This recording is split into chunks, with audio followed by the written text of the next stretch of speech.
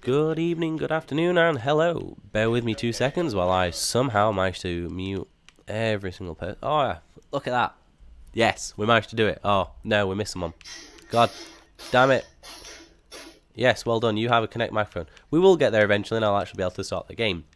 So, what do we have here? We have the King Dragon, which is a Type 59 with a reskin with a few stat changes. Now, the specifics of this video, and which I'm trying to actually find, and it's very difficult, is this tank capable of playing at tier 10?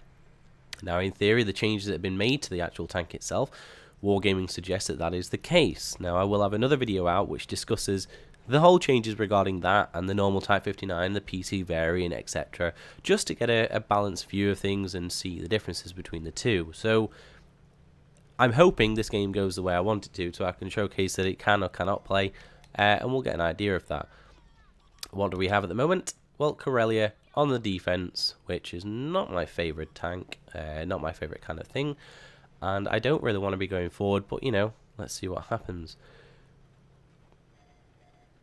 Proxy spotted by the LTTB. Let's allow people to get up. I'm kind of wanting to play this tank as a support in some way. I want to be able to get shots onto people that are reloading or doing something different. I don't want to get shot from the middle. I assume if the LTTB staying there, there is other tanks backing him up, so I've got to be careful of that. If I can maybe sneak round. Oh, goodbye light tank. So we got LTTB, Conqueror, so stuff I can actually pen quite easily. Unfortunately, Conqueror's looking in our direction, and his turret is very difficult to get through, so we'll go back around the other way.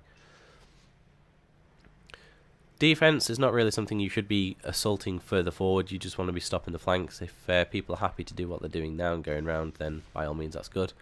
The Conqueror, oh, Jesus, has actually moved up now, so I can now go around the back of him. Just hope the Minnie Mouse hasn't decided to move up. I'll go up with a light tank as well. Kind of odd that they've not sent many people up this side, because it would suggest that they are camping to mare.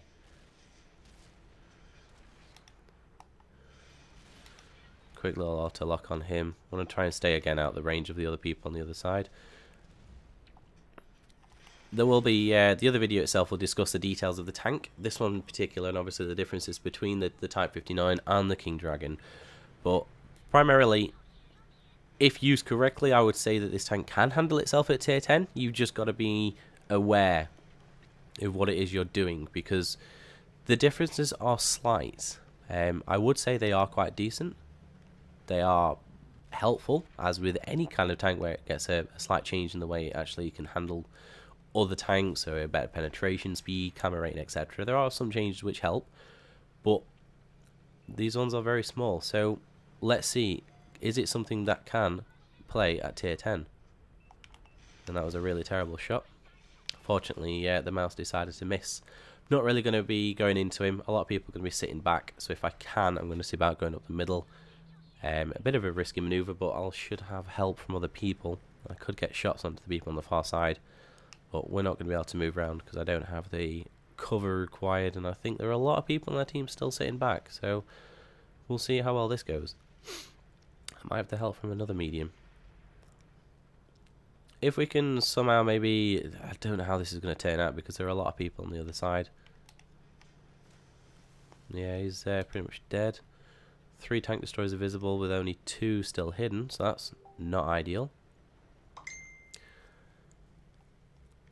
Ah, there's 4, okay. Yeah, that kind of figures that all the tank destroyers would be there. Hopefully they'll all be inclined to just stay where they are. I don't want to give away my position and shoot the light tank.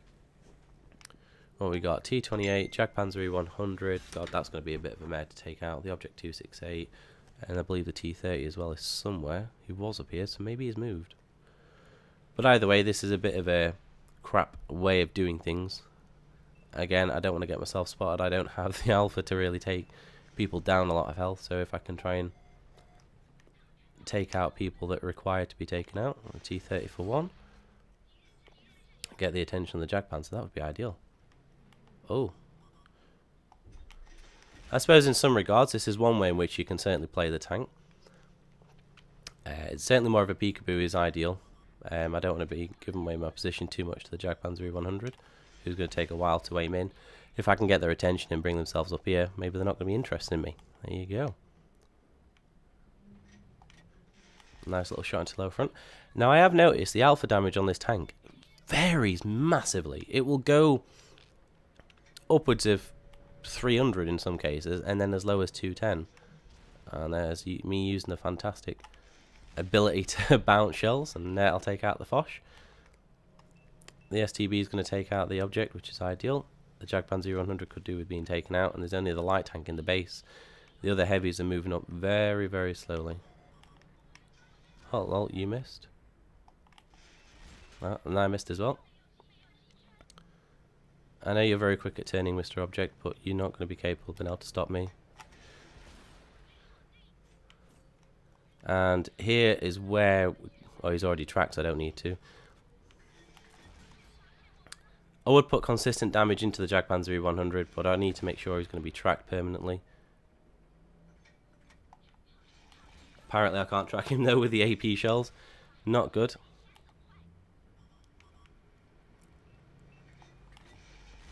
I might have to switch to the APCR rounds. There we go. There's the nice shots into the back. Grab his attention our way. If I have the opportunity, I'll shoot his lower front plate. That's all good. Slowly but surely he's coming round. Alright, I'm going to have to switch to APCR because I believe that should have penned. That is really disappointing. I don't quite know why it decided to do that to me. That is just one of the fun aspects with World of Tanks, is that you'll decide to miss shots like that. And also bounce unrealistic shots, which really should have penned in my opinion. But, oh well. We'll take him out. Not much time left in the game itself, but we'll make it round. Really, I really am disappointed we got hit by the Jagdpanzer. God damn it. Anyways, got to use that 34 kph over rough terrain and get back, but we've won this game easily enough. Very fortunate we had the team to work well with us. It would seem to me that because they had so many tank destroyers sat back, they lost out on 5 tanks that could have pushed forward. The 3 that went up to the top right, woefully unequipped, especially with the amount of people that did end up pushing around in our team. Taking those out, having 5 tanks plus a mini mouse, so that's 6 on the back. In total, that's like 9 or 10 people that were just not in the battle at all. So that made it a little bit easier for us to play. Fortunately, it ended up being quite a decent one. Not really the best of what you can get, but I'll take 1733 damage. I'll take the Leviathan medal because I took out 5 tanks, of which there were a lot of tier 10s in that one. The who did I kill? Foch 155, the object, Conqueror, T30, AMX 105. Decent. Oh, they self-destructed apparently. Oh, well done. GG. I did wonder about that because I never thought I actually shot him. Oh well. Anyways, so as you can see, going back to the main screen, we've got a mastery badge, which I did get one yesterday, and I didn't actually do that much in terms of, well, I did a lot more damage. So the story is, can this tank play at tier 10? Yes and no. The standard rounds I have noticed in tier 10 have a tendency to bounce on a regular occasion in cases where they shouldn't. Case in point is the side turret of a mouse. The standard rounds have a very difficult time in being able to penetrate and actually go through. The premium rounds do actually do a little bit better. But I would say that it's not really tier 10 material.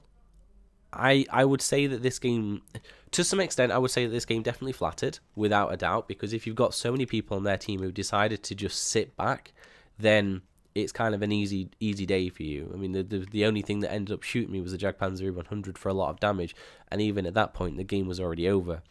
Being able to get him to turn around and look at me while people shot him in the side, very easy pickings, and taking out the other people that were low health, especially like, for example, the T30 as well, which is not an easy tank to take on frontally, but rear, not a problem at all. In the next video, I will explain differences between this and the Type 59, and I will go into my personal viewpoint. As it is, can this tank play at tier 10? Sometimes. It's not a consistent tier 10 machine. You do need a team to back it up. You do need a team that plays well. What you don't need is a team that basically does what these people did. Well done with your 373 damage and a tier 10 tank. So take it as you will with this one, but also have a look at the next video that'll be popping out, because it will give you a better indication of my personal viewpoint and why it is. I'm not overly fond with it. When it's at tier 8, it's godlike. It is very, very good. But can this tank play at tier 10? Should this tank play at tier 10? Find out in the next video.